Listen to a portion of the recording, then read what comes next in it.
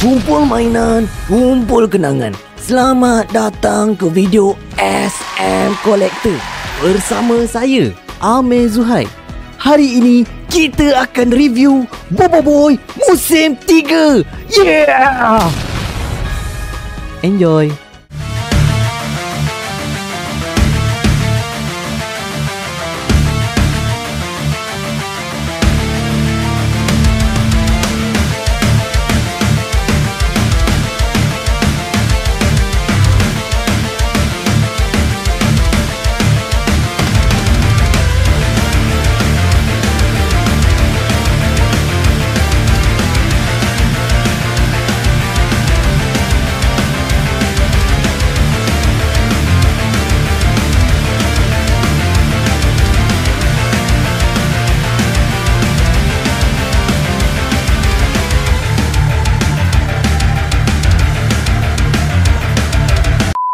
Okey, saya sudah tengok Bobo Boy musim 3 episod 12 dan episod kali ni memang luar jangkaan.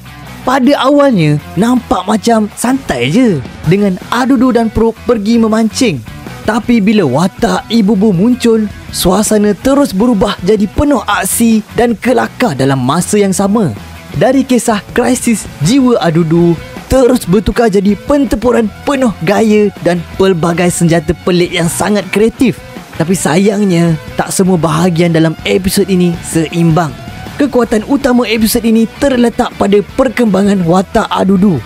Perjalanan emosinya sebagai makhluk asing suci yang kosong jiwa memberikan satu sudut yang lebih mendalam dan menarik untuk ditonton. Kehadiran Ibu Bu juga memperkenalkan elemen keluarga yang jarang disentuh sebelum ini. Penonton dapat melihat dengan lebih jelas tekanan yang dihadapi Adudu sebagai anak kepada ibu yang sangat dominan dan garang. Namun, dari segi penceritaan, terdapat beberapa kelemahan ketara. Pacing atau rentak cerita yang terlalu laju dan tergesa-gesa. Babak peralihan daripada suasana santai kepada babak aksi berlaku terlalu cepat tanpa persediaan emosi yang cukup. Penampilan Ibu Bu sebagai antagonis utama juga terasa terlalu mendadak dan walaupun menarik, perkembangan konfliknya tak bina dengan cukup kukuh. Tahu-tahu je terus lawan. Lepas tu, yang saya agak kurang berpuas hati dalam episod kali ni, si Adudu dia tak buat apa-apa pun dalam episod ni. Dia duduk berdiri dekat situ saja sambil ibu dia menyerang kawan-kawan dia. Last konflik berlaku apabila Bobo Boy gempa tertolak sikit je mak Adudu sampai terjatuh. Itu pun dia berlakon nak pengsan. Memang geram bila tengok babak ni.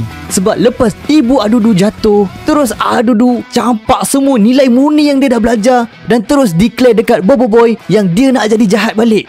Adakah patut development perkembangan diri yang positif yang Adudu dah bina dalam episod-episod sebelum ni dibuang macam tu je? Memang boleh kata dari segi penceritaan, episod ini paling lemah dalam musim 3 kali ni. Dari segi visual dan animasi, episod ini mengekalkan kualiti tinggi yang memang sinonim dengan monster. Pertarungan antara Bobo Boy dan Ibu Bu sangat menarik secara visual, penuh warna, cepat dan kreatif. Serangan seperti laser lipstick attack, gelang tangkap 24 karat, pelancar rantai emas 18 karat dan hit solat boom menambah keunikan dalam babak pertempuran.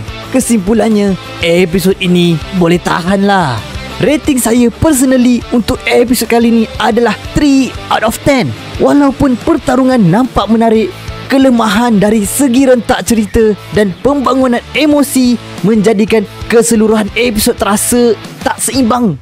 Rasanya ada banyak lagi improvement yang boleh dilakukan dari segi penceritaan Ibu Bu untuk menjadikan Adudu jahat balik. Itu saja daripada saya. Ingat ya, jangan jalan tidak tengok jalan.